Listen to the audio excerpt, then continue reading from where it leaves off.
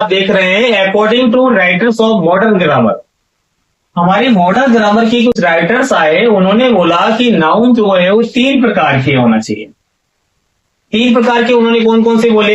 एक उन्होंने बोल दिया प्रॉपर नाउन, दूसरा उन्होंने बोल दिया काउंटेबल नाउन और तीसरा उन्होंने बोल दिया अनकाउंटेबल नाउन।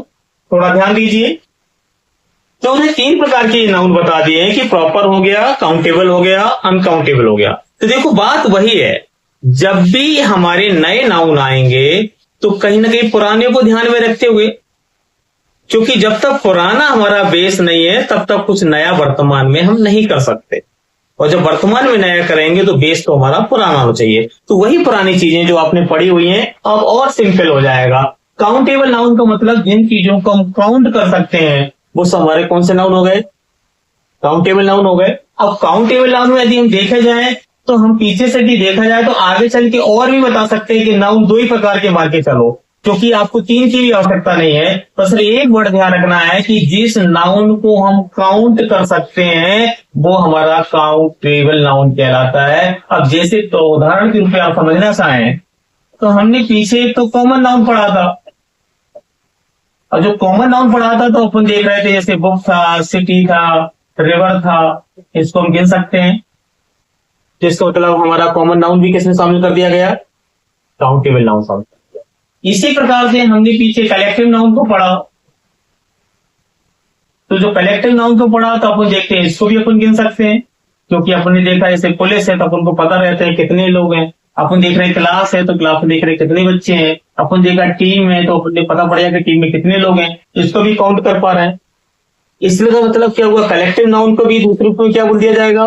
Countable noun. इसी प्रकार से अन्य विद्वानों ने प्रॉपर नाउन को भी काउंटेबल नाउन में शामिल कर दिया गया है। प्रॉपर नाउन, तो प्रॉपर नाउन में किसी का नाम होता है, जैसे अपन ने दियाजे लिख दिया, मान लो सिटी नाम ग्वालियर लिख दिया, तो इसका मतलब इनको भी गिन सकते हैं। तो जिन चीजों को गिन सकते हैं वो सब हमारे काउंटेबल नाउन कहलाते हैं। तो इसका मतलब हम कॉमन नाउन को भी गिन सकते हैं तो वो भी हमारा काउंटेबल नाउन है, हम प्रॉपर नाउन को भी गिन सकते हैं तो वो भी हमारा काउंटेबल नाउन है, हम कलेक्टिव नाउन को भी गिन सकते हैं तो वो भी हमारा काउंटेबल नाउन है। अब आपके सामने उदाहरण आता है, टीम कौन सा नाउन है तो काउंटेबल नाउन है, बुक कौन सा नाउन है तो काउंटेबल नाउन है, ग्वालियर कौन सा नाउन है तो अपन को पता पड़ रहा है कि काउंटेबल नाउन है। तो इसका मतलब जो पिछले वाले नाउनों में हमें लॉजिक लगाने पड़ रहे थे उसी को विद्वानों ने सरल कर दिया। उन्होंने कहा कि अब आसानी से हम नाउनों को सेपरेट कर देते हैं जिससे पहचान करने में हमें दिक्कत नहीं आएगी। तो कुल मिलाकर के आपको पता पड़ गया कि जो हमारे काउंटेबल नाउन होते हैं, तो काउंटेबल नाउन का एक फॉर्मूला याद कर लो कि काउंटेबल नाउन के अंतर्गत किसको शामिल किया गया है? सीसी मतलब कॉमन नाउन, प्लस क्या हो गया आपका कलेक्टिव नाउन, प्लस फिर आपका क्या हो गया प्रॉपर नाउन। मतलब ये तीनों को मिलाकर के हमारा क्या बन गया? Countable noun. तो मेरे हिसाब से काउंटेबल नाउन आपको क्लियर हो गया होगा। इसके बाद बात अपन करते हैं नेक्स्ट नाउन जो अपना आता है, तो बात करते हैं अनकाउंटेबल नाउन। अनकाउंटेबल, तो देखिए यदि अनकाउंटेबल नाउन की बात करें तो नाउन से स्पष्ट हो रहा है कैन नॉट बी काउंटेड। जिस चीज को इनकैलकुलेट कर सकते हैं, जिसको हम गिन नहीं सकते हैं, वो हमारे सब क्या कहलाएंगे? Uncountable noun. तो कैन नॉट बी काउंटेड बोल सकते हैं।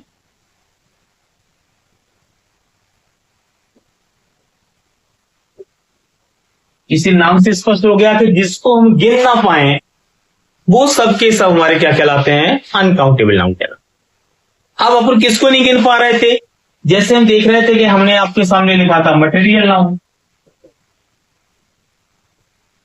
तो मटेरियल नाउन के अंतर्गत आप देख रहे थे जैसे साल्ट आ गया, आपने देखा वाटर आ गया, आपने देखा मिल्क आ गया, आपने देखा आयरन आ गया। तो इस तरह के जो वर्ड आए जिनको हम गिन नहीं पा रहे, लिक्विड हो जाते हैं, तो यही हमारे अनकाउंटेबल नाउन में क्या कर दिए गए? शामिल कर दिए। इसी प्रकार से अभी जस्ट जो पढ़ रहे थे एब्स्ट्रैक्ट नाउन, जो एब्स्ट्रैक्ट नाउन पढ़ रहे थे तो अपन अभी देख रहे थे एब्स्ट्रैक्ट नाउन का मतलब क्या होता था? भाव, मतलब फीलिंग। तो फीलिंग तो भी हमें दिखाई नहीं देती है, तो जो चीज दिखाई नहीं देती है, महसूस नहीं होती है, उसको हम गिन नहीं पाते हैं, तो वो भी हमारा किसमें शामिल कर दिया गया? अनकाउंटेबल नाउन में शामिल कर दिया गया। इसको मतलब आपसे पूछता है कि ऑनेस्टी कौन सा नाउन है, तो आपको पता पड़ गया अनकाउंटेबल नाउन है। पॉवर्टी है तो कौन सा नाउन है, आपको पता पड़ गया अनकाउंटेबल नाउन है। तो जिसको लव कौन सा नाउन है? अनकाउंटेबल नाउन है। इसका मतलब जिस नाउन को हम गिन नहीं सकते वो सब हमारे अनकाउंटेबल नाउन में क्या कर दिए जाते हैं, शामिल कर दिए जाते हैं। अब जैसे आपने देखा एयर क्या है, अनकाउंटेबल नाउन है, हीट क्या है, अनकाउंटेबल नाउन है। तो इसका मतलब जिस चीज को हम गिन नहीं पा रहे हैं वो सब के सब हमारे किस में चले गए, अनकाउंटेबल नाउन में चले गए। अब अपन देखते हैं इसका मतलब शॉर्ट में इसको कैसे समझें। शॉर्ट में समझने का मतलब ये आपको पता पड़ गया कि जो हमारे अनकाउंटेबल नाउन होते हैं इसके अंतर्गत हम देखते हैं कि हमारा मटेरियल नाउन,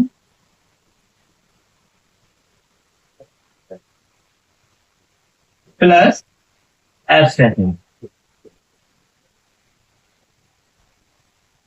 तो इन दो नाउनों को मिलाकर के हमारा कौन सा बन गया, अनकाउंटेबल नाउन बन गया। तो इसका मतलब आप काउंटेबल नाउन और अनकाउंटेबल नाउन की पहचान आसानी से कर सकते हैं, क्योंकि proper noun, common noun, collective noun को इन्वॉल्व कर दिया गया है काउंटेबल नाउन में, और एब्स्ट्रैक्ट नाउन और मटेरियल नाउन को शामिल कर दिया गया है हमारा अनकाउंटेबल नाउन में। तो ये आपकी एक एवरेज नॉलेज है, लेकिन आगे चल के जब मैं अभी आपको इसकी डीपली नॉलेज कराऊंगा नाउन की, क्योंकि नाउन बहुत बड़ा टॉपिक है, जिस टॉपिक को तुमने बहुत डीपली पढ़ लिया समझ आना अंग्रेजी आपकी स्ट्रांग हो जाएगी, क्योंकि नाउन से ही सारे टॉपिक इंटरकनेक्टेड है और लोग नाउन को ही सबसे कम पढ़ते हैं मैटर को। ये टॉपिक इतना बड़ा टॉपिक है कि पूरी अंग्रेजी इसी पे डिपेंड है। यदि इस नाउन को बहुत डीपली से पढ़ लेंगे तो नाउन के बदले क्या आता है, प्रोनाउन आता है। इस तरह नाउन डीपली हो जाएगा उतने स्ट्रांग आपका प्रोनाउन आ जाएगा, और जो नाउन और प्रोनाउन की विशेषता बदलाता है वो एडजेक्टिव कहलाता है। इसका मतलब डीपली आपका एडजेक्टिव भी हो गया। अब आप इस तरह से हम देख रहे हैं कि हर टॉपिक अपने आप डीपली होता हुआ चला जाएगा, कितने भी अंदर से क्वेश्चन आएंगे आंसर लग जाएंगे, लेकिन जब किसी टॉपिक को शॉर्ट पढ़ते हैं तो अगला टॉपिक भी अपने आप शॉर्ट हो जाता है। इसलिए किसी टॉपिक को जब डीपली पढ़ते हैं तो पहला टॉपिक में टाइम लगता है खत्म होने में, लेकिन दूसरे टॉपिक में रिवीजन अपने आप देखने को क्या होता है, मिल जाता है। तो कुछ अपवाद स्वरूप होंगे, वो सारी चीजें हम आपको पढ़ाएंगे। अपवादों को, एक्सेप्शन को याद कर लो और बाकी चीजों को समझ लो, आपका 100% सब्जेक्ट पर क्या हो जाएगा, कमांड हो जाएगा। चलिए अब इसमें से कुछ अपन देखते हैं, अदर पॉइंटों को देखते हैं, अतिरिक्त बिंदुओं में क्या लगा हुआ है। जैसे आपने देखा कि काउंटेबल नाउन का प्रयोग करने किया जाता है सिंगुलर नंबर और प्लूरल नंबर में भी हमें देखने को मिलता है। अब इस बात को फिर समझ लेते हैं पहले पॉइंट को। इसमें क्या लिखा हुआ है कि जो काउंटेबल नाउन है इसको सिंगुलर और प्लूरल नंबर में भी इसका प्रयोग देखने को मिलता है। कैसे, इस बात को समझ। इसका मतलब बोल सकते हैं अभी जब आर्टिकल वगैरह पढ़ेंगे तो पूरा नाउन उसमें देखने को मिलेगा। जो हमारा काउंटेबल नाउन है, थोड़ा समझिए, काउंटेबल नाउन, तो अपन ने अभी इस नोट के अंतर्गत क्या देखा, जो काउंटेबल नाउन है तो इसको दो पार्ट में डिवाइडेड कर दिया गया है, एक सिंगुलर नंबर और दूसरा अपन ने देख लिया प्लूरल नंबर। सिंगुलर नंबर जैसे अपन ने मान लो बुक लिखा, थोड़ा समझना बहुत टेक्निकल बात है, यहां पर बुक लिखा और प्लूरल हो जाता है बुक्स। इसका मतलब हम देख रहे हैं कि बुक और बुक्स, यदि बुक को भी बोला जाए तो ये भी काउंटेबल नाउन है और बुक्स को बोला जाए ये भी काउंटेबल नाउन है। बस अंतर इस बात का है कि ये काउंटेबल नाउन का सिंगुलर नंबर है और ये काउंटेबल नाउन का प्लूरल। अब बात समझिए, थोड़ा सा समझिए, क्योंकि यहां पर हमें अंतर क्या करना है, क्योंकि आगे चल के जो रूल्स आने वाले हैं उनको हमें कैसे समझना है, इस बात को थोड़ा सा ध्यान दीजिए। एक्चुअली क्या होता है कि जैसे हमने यहां बुक लिखा तो बुक का क्या निकला, किताब, और यहां भी आप क्या निकल रहा है, किताब है, मान लो है तो बुक ही। अब सपोज दैट कभी कभी अपन देखते हैं कि जैसे मान लो ये एयर है, अब एयर वर्ड जो है लिखा हुआ है और कहीं ना कहीं तुम्हें एयर भी देखने को मिलता है। अब समस्या ये आ रही है कि एयर वर्ड देखने को मिलेगा तो अब आपको लगेगा कि ये काउंटेबल है, ये भी काउंटेबल है, बट लेकिन शामिल किसमें है, अनकाउंटेबल में है। तो ये कैसे संभव हो सकता है, इस बात को थोड़ा सा आपको समझना है। ध्यान देंगे, एयर हमारा अनकाउंटेबल नाउन है, लेकिन एयर्स हमारा अलग एक वर्ड है, ना कि उसका प्लूरल नंबर है। एयर का मतलब होता है हवा और एयर्स का मतलब होता है दिखावा।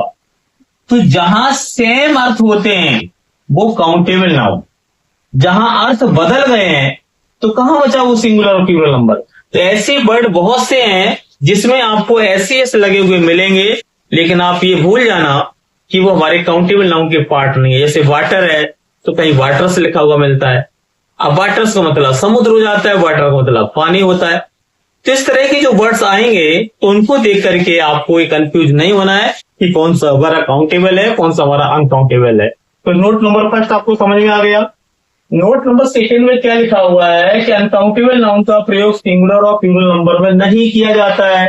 तो ये बात भी हमने अभी आपकी क्लियर कर दी कि अनकाउंटेबल नाउन का कोई सिंगुलर और प्लूरल नंबर नहीं होता है। जैसे आपने देखा एयर है, तो एयर अपने आप में जिसको हम गिन ही नहीं सकते इन चीजों को, तो उसका क्या सिंगुलर होगा और क्या प्लूरल होगा। लेकिन दिखेगा सामने, कुछ चीजें दिखती हैं, लेकिन आपको मैंने अंतर करना बता दिया कि दो वर्ड दिखेंगे वो उनके अर्थ अलग अलग होते हैं, सेंस डिफरेंट होते हैं। जैसे एयर का मतलब हवा और एयर्स का मतलब हो गया दिखावा।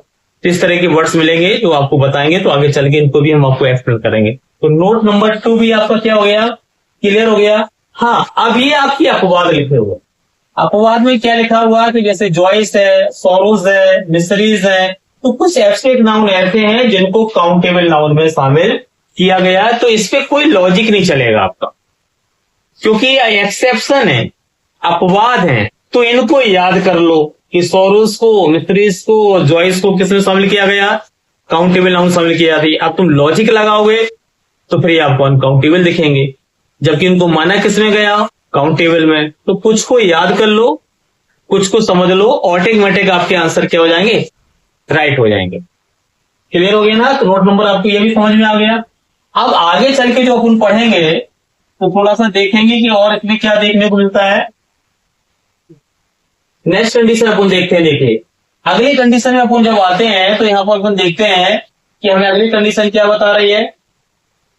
अगली कंडीशन ये बता रही है कि जब इन नाउन को पहले अपन देखते हैं, जब इस तरह की कंडीशन देखेंगे, नाउन को देखेंगे, तो आपको देखिए एएन का प्रयोग हमेशा सिंगुलर नंबर के साथ किया जाता है।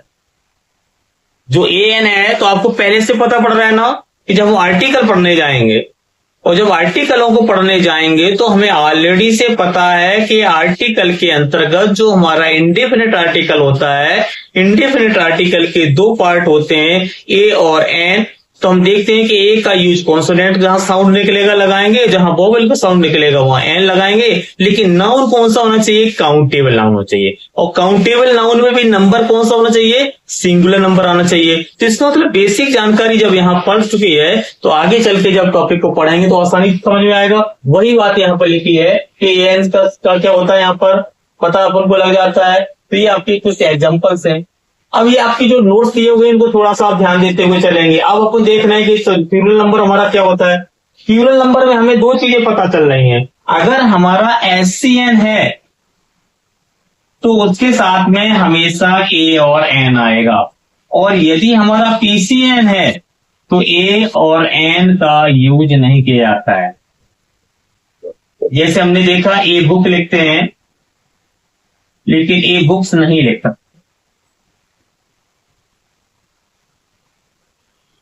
तो आपको पहले से पता पड़ गया कि आर्टिकल आप पढ़ने जाएंगे तो आपको ऑलरेडी से पता हुआ है कि एन का प्रयोग सिंगुलर नाउन के साथ किया जाता है, प्लूरल नाउन के साथ नहीं किया जाता है। तो ये चीजें आपको बेसिक नॉलेज यहां से देखने को क्या है मिली हुई है। कल की क्लास में हम आपको इसमें सिखाएंगे कि सिंगुलर से प्लूरल नंबर कैसे बनाए जाते हैं। तो सिंगुलर से प्लूरल नंबर बनाने की हम आपको ट्रिकें सिखाएंगे। और आज के लिए आपके लिए इतना ही इनफ है। नेक्स्ट के लिए पीपीटी को जो आपको दिया गया है उसको आप रीडिंग करके बैठा करें, कहां पर क्या चल रहा है, अपने क्वेश्चन बना के रखा करें। जिस प्रकार का क्वेश्चन समझ नहीं आया है उसको आप क्या कर सकते हैं, पूछ सकते हैं। तो क्लास को 2 वे प्रोसेस बनाने की कोशिश करें, ना कि 1 वे प्रोसेस। ठीक है।